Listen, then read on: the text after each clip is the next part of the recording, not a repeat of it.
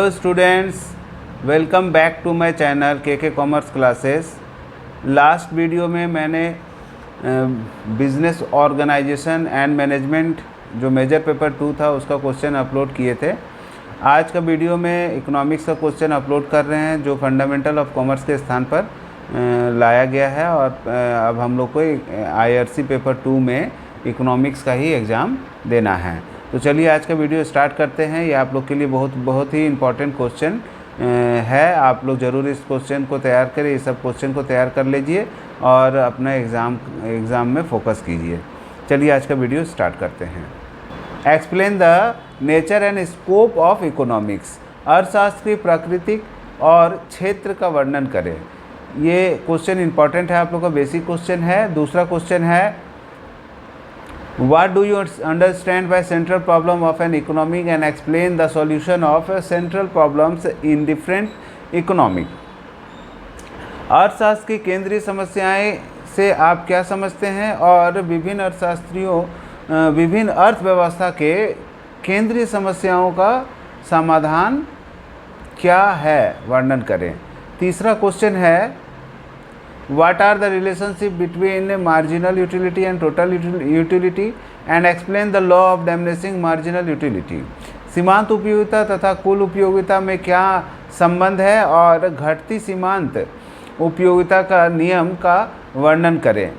ये क्वेश्चन को पूछने के एक और तरीका हो सकता है What do you understand by cardinal utility analysis। गणनावाचक उपयोगिता विश्लेषण से आप क्या समझते हैं।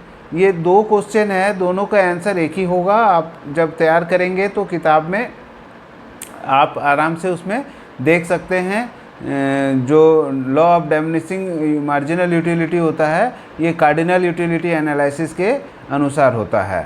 तो फोर्थ क्वेश्चन है what is individual demand and market demand, explain the determinants of demand.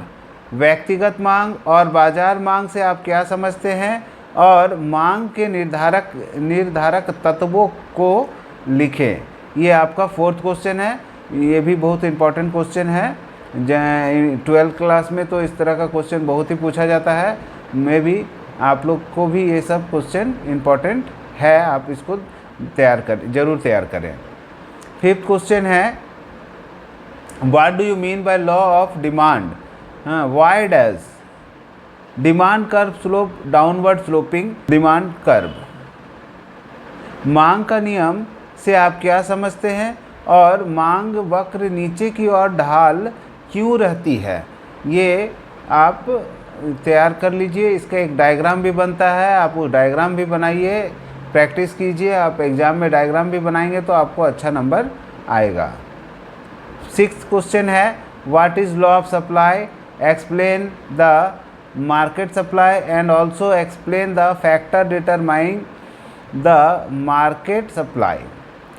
पूर्ति से आप क्या समझते हैं, ठीक है। बाजार पूर्ति तथा बाजार पूर्ति को निर्धारित करने वाले तत्वों को लिखें, ठीक है। ये होगा कि बाजार पूर्ति को निर्धारित करने वाले तत्वों को लिखें। यहाँ पर प्रिंटिंग मिस्टेक है कुछ, 2 बार बाजार पूर्ति लिखा हुआ है, तो कोई बात नहीं। बाजार पूर्ति को निर्धारित करने वाले तत्वों को लिखें। आपको ये देना है कि वो सब तत्व लिखें जो बाजार का जो सप्लाई है, मार्केट सप्लाई है, उसको कम या ज़्यादा करना है। इस पर आपको लिखना है कि ऐसा कौन सा कारण है जो बाजार की पूर्ति को कम या ज़्यादा करते हैं। क्वेश्चन नंबर 7 है what is money and explain the role of money in capitalised economy. ठीक है, हम लोग का जो इकोनॉमी होता है कैपिटलाइज्ड इकोनॉमी होता है, सोशलाइज्ड इकोनॉमिक होता है, मिक्स्ड इकोनॉमिक होता है।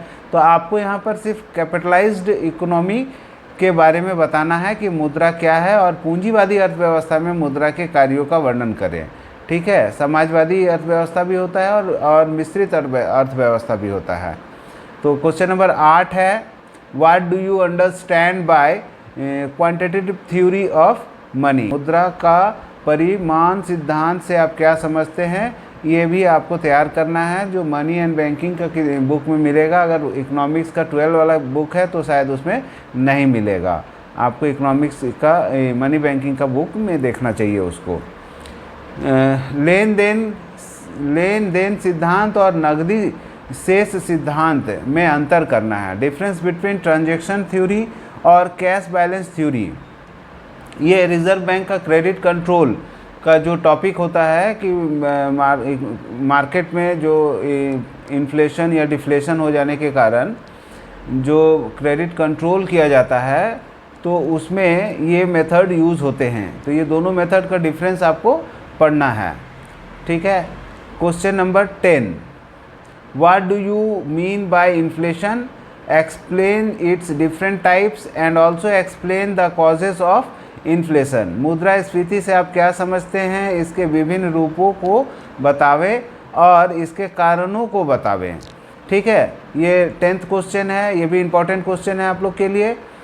और explain the method of credit control, साख नियंत्रण की विधियों को लिखें। Explain the quantitative and general credit control method use by reserve bank of India. Reserve bank द्वारा साख नियंत्रण के परिमाणात्मक या सामान्य साख नियंत्रण विधि का वर्णन करें। ये आपको 11th क्वेश्चन है, जो मनी बैंकिंग का जो सिलेबस है, मनी बैंकिंग वाला पार्ट है, उसमें से है, जो इम्पोर्टेंट है, आप इसको ज़रूर पढ़िएगा। और क्वेश्चन है what do you mean by commercial bank and explain the function of commercial bank. व्यावसायिक बैंक से आप क्या समझते हैं और व्यावसायिक बैंक के कार्यों को लिखें, ठीक है।